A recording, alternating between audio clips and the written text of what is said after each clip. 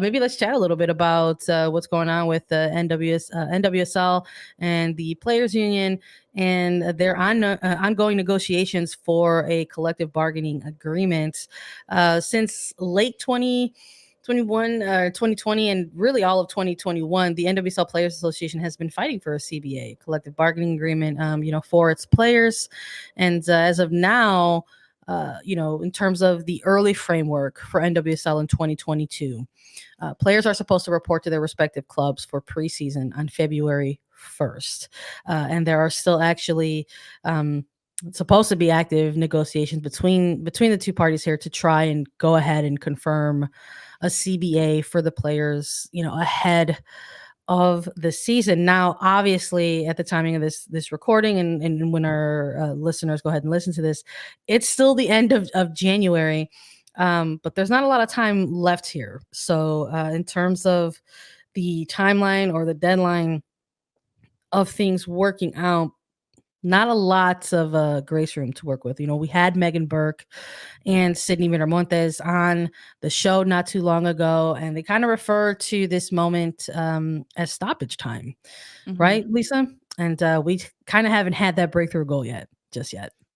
Yeah, I think stoppage time is a good way to put it, because these conversations have been happening for over a year, right? Like these conversations originally started way back in 2020. It was announced in April of 2021, a joint statement between the league and the Players Association saying that, hey, we are starting to have these conversations surrounding a CBA and bargaining and petitioning to protect the players from the PA's position. And the fact that it is now approaching February of 2022, and there are still matters that are being discussed and that are not settled. Now, right, like full disclosure, there are a lot of matters that have been settled within the CBA. Within this CBA, I mean, we broke it down when we had Megan Burke on and Sydney to talk about this, but there are so many different points that are being made in this negotiation.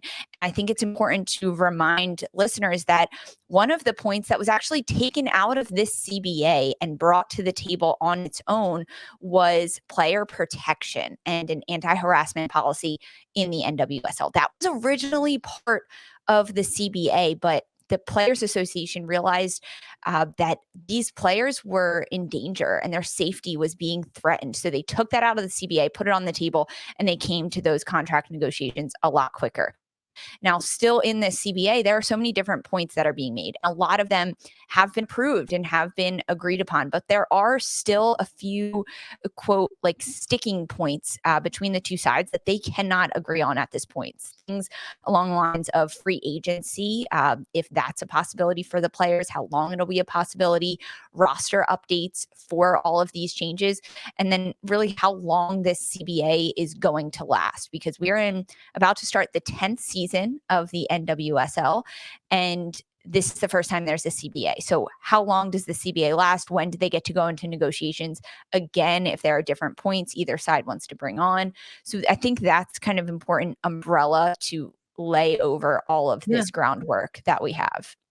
No, absolutely. And obviously with that February 1st deadline for preseason, there's always that thought in the back of your mind. Well, what does that mean for the players who are, obviously feeling like they're not getting a lot of responses out of these negotiations? And it was recently reported earlier this week from Magdalena Henry of The Athletic that actually NWSL players are considering not reporting to clubs without a CBA in place for them. So sources saying that they won't report to the first day of preseason without a collective bargaining agreement in place. So it would be what is the first sort of CBA related work stoppage, since these negotiations have been ongoing over the last course of the year. And when we're looking at and thinking about the players union and sort of how far they've come, right? Their evolution, right? In terms of, their very early days of, their early foundation. This would really kind of be the very historical for them, Mhm. in terms of, following through with something like this. And I don't think that it's something that should be looked at, or taken lightly, right? And when it comes to um, things like leverage, or showing that your side is taking this very seriously. If the one side thinks the other side is not taking it serious, that's the leverage, right? The leverage is Yeah. to ultimately hold out. And in terms of the calendar ahead, it's the very first demonstration could be on February 1st. That's like the first earliest type of action they could take, because all this time from off season being from November through to January, it's just been like a typical off season where there's just sort of been business as usual for clubs in terms of participating in what we knew as the expansion draft for the two new clubs, and then an NWSL draft, and then trade windows and acquisitions and signings and things like that. All of this still ongoing as if it's still just a regular off season. And then in terms of having a thing to point to and say, this is something that we can utilize collectively to show solidarity and demonstrate together, it's this February 1 deadline. I think that's so important to talk about, is the leverage that the players and the PA have right now, because as you mentioned, it's been off season and the players haven't had any responsibilities or duties so far, and this is the first time where they can say, oh, we are not going to show up to work if we don't have protection and a CBA in place. I know that this conversation has been so ongoing for so long, over 35 bargaining sessions between the league and the Players Association and the owners. And that's really, it's a conversation between two that really expands into a conversation between three, between the players, the clubs, and the league, because everyone really needs to agree on these terms, but it's mainly the Players Association and then the league. Um, and because of that, what is the league going to do if the players don't show up on February 1st, right? That's the only leverage that the Yeah. players have right now. And it's important to note that the players want to do their job. They want Yeah. to play soccer. They want to be reunited with their clubs. They want to be reunited with their friends and their teammates. It's like Christmas morning for a player when you get to go to preseason. You're nervous, you've got the butterflies, you get to see your friends, you're excited. But if this is what they can use to make sure that they are protected and that they have rules in place heading into the 10th year of this league, I think it's really important that these players continue to have their voice and do that, which we have seen, if anything, throughout 2021, the players finding their voice and using it really, really loudly. And I hate unturning these stones and continuing to have these conversations. But throughout the course of the 2021 season, there was really league-wide fallout surrounding the systemic abuse accusations and investigations that started with them, and then the revelations of all of this systemic abuse.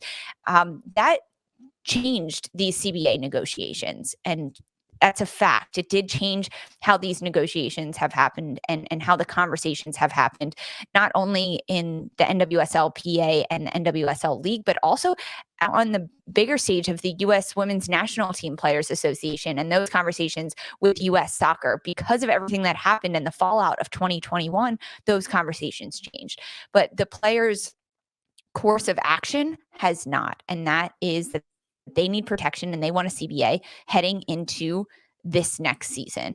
And now, as they put a deadline on it a long time Yeah. ago by February 1st, and nothing happened. And we've seen a lot of deadlines throughout this Yeah. last calendar year for the NWSL. And a lot of times they were met, but a lot of times they weren't. And we would hear things as the public media a few days after the deadlines, and it was like, okay, so this deadline Yeah. was fake. It was like an empty threat.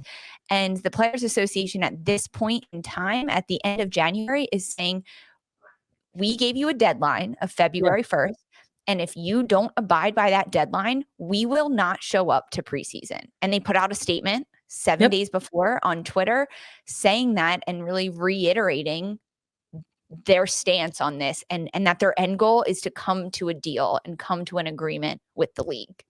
Yeah, I think taking that step, that proactive step to sort of put it out in a public place, which in this case is via statements along their appropriate social media channels, sort of is the green light, I think, and that there is an agreement, right, amongst the players unions, that in terms of actionable demonstrations, that this is something that they're taking very seriously. It's obviously not a conclusion that they've come to lightly. And I'll just read this statement that they've been putting out on Twitter and then their releases. Since March 2021, we have negotiated in good faith with the NWSL to secure the first CBA in a U.S. professional women's soccer league. We are now 7 days from the start of season 10 with no contract in place. The NWSL and the Board of Governors have our final proposals and can vote to agree to a contract that values and protects us as players and moves the league in the direction we all know it deserves to go. It is time, NWSL. Hashtag contract now. So, as of this recording and that statement being put out on the 25th, where they timed it with exactly 1 week to go, it's got a ton of, interactions, engagement, retweets, over 1,000. I can imagine that the impressions, right, and on social media that this is making. So it is something that has been out there, right? And this is, I think, is close to a statement, in terms of a definitive thing that people can point to and say the union is, effectively putting the ball right in their court, and they have their plans in place should this deadline come up and nothing is occurring. So as of right now, Sandra, we have the Players Association statement that comes out 1 week before the start of preseason saying we need this deal, we need a CBA, or we are not going to show up. As we get even closer to February 1st, every minute and every second we talk on this podcast, we're getting closer. What is really like the best case scenario that is practical over these next few days? Because can they come to an agreement? Can the league come to a deal before February 1st? Could it happen towards the end of the first week of February? What's our best case scenario here that fans and the players are hoping for? Well, I think, glass half full, right? Optimism is that if there's a deadline, that's fine. That means that there's still time, right? And that anything can happen, kind of, and hopefully with everything that's been going on in the league, and we'll actually get into this on this episode. The league has been dealing with some things into the off season that stemmed in 2021, whether that was ongoing investigations, surrounding all of the, reporting that came out in 2021, talking about, toxic environments, abuse from coaches, and tied up with investigations there, or the ongoing negotiations with the CBA, on top of dealing with some things out of Washington Spirit and shifts in ownership, changes going on there. So there were things, right, that the Board of Governors sort of had on their plates stemming from 2021 into this off season. And we've heard adjacent to this statement now from the players union that there hasn't been a ton of negotiating going on in this offseason in terms of two parties, right? Two parties here coming together on some type, let's just assume a virtual table, right? Because we're operating in a pandemic, coming to a virtual table and having these negotiating and bargaining sessions, that it's been very slim on the league side of things versus the player side of things. And so with some current updates with something like the Spirit saga going on, and again, we'll get into that maybe now with some days remaining, a handful of days remaining or so in the month of January, that the Board of Governors can perhaps take a look at these proposals finally, with the, that are coming directly from the players, and try to get back to that negotiating table and try to bargain and hash out an actual CBA. That would be the first of its kind, ahead of the 2022 season, ahead of these players, having to report to preseason camps. I think that's the best case scenario, and that you're being as optimistic as possible and saying, hey, there's still a handful of days here. Yeah. let's, you've given us your proposal here. We're taking a look at it. We agree with A, B, and C, maybe not X, Y, and Z. And let's try to work this out and figure it out. But both groups absolutely have to be in numbers, right? We'll just say in numbers Yes. at those negotiating tables in order to have that happen. And then of course there's everything that could possibly happen if it doesn't get agreed on.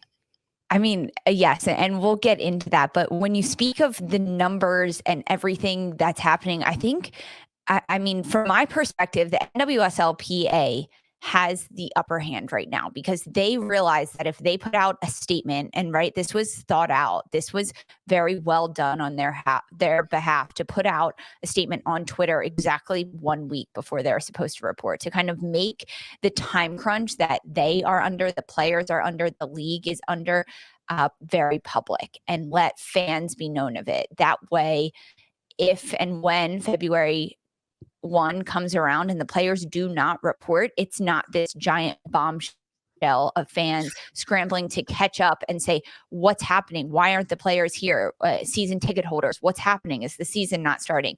The PA put it out there and said, listen, this is where we stand. We need answers. We need a deal. We want to play, but we can't play if we don't have this deal. So looking at that and the season, right? Like preseason is around the corner, supposed to be. Then the season starts. It's a 6-week preseason. And then the Challenge Cup's supposed to be starting March 19th, running through the first week of May going into that. Like, will the schedule get pushed back? Will preseason be shortened, right? Like the players want to play. This is their job. It's what they want to do. So like what happens if the players don't go to preseason? Will the preseason be extended? Will it just be pushed back? Will the timetables be moved? I mean, there's a lot of moving factors in all of this, and there's still no schedule out yet from the league. That's another factor into this. So the schedule could change and we might not even know about it. Yeah, there's all of that's happening in the background of this where you're trying to make a schedule while there's no CBA in place, and the players have obviously expressed like, hey, we're not going to report if this isn't in place. So I mean, there's all those things, right? There's both pros and cons, right, in all this, and I'm sure the players union has weighed those things, and it's something like a potential holdout, right? You're talking about a 6-week period starting February 1, and what happens if that sort of rolls into or bleeds into what would be the proposed Challenge Cup, which according to framework that the league put out initially would start, in mid-March, March 19th, and then go into May 7th, like you mentioned, Lisa, and like within this sort of knowing that these events are, tied to other things, tied to, being broadcast on certain areas. I mean, I believe the final, please correct me if I'm wrong, I believe the final is scheduled to be on network CBS. So there is expecting a championship to be played on that. And what we've been seeing during this time, when there is opportunity for these NWSL games to be on that type of channel, we're seeing outrageous numbers, like outrageous viewership, right? That comes in when the league airs on CBS, and it is huge for the league. It's huge for the players, the clubs that participate in it. So there's all these things that come into play, right? So on the one hand, it's like you have, what's the league going to do if the players don't report to February 1, and are you still going to utilize these 6 weeks to try to negotiate something in place, and if that does bleed into something like a Challenge Cup, then the league also has to answer to broadcast partners, so could it get messy? Absolutely. It could absolutely get messier for the league. There's no ifs or buts about it, but I think the goal is for things to not get to that worst case scenario. Of course. And that's why the players are saying, okay, we'll cut our preseason short, right? Because it's such a trickle down effect. I mean, from every single level of this, the players not reporting payments, like players getting paid, season ticket holders, broadcast rights holders, league schedules getting changed. Like there are just so many factors that go into this professional soccer season that could be changed just based upon this CBA deal. And I think that's the point that the Players Association is trying to make, that they have all the power to put on a player strike based specifically on this CBA and not coming to an agreement with the league. It's been, I guess before we take a break, I'll just say that it's really been an honor and a privilege to sort of cover this, right, as it's been unfolding. And again, witnessing the growth that this player union has had since their initial foundation to now, and just sort of seeing them find their collective voices and understand and recognize the strength in what would be collective action. It's something that we're going to keep an eye on for sure, and continue to try and report on as best we can. And hopefully, the next time we do talk about this, there will be a CBA in place.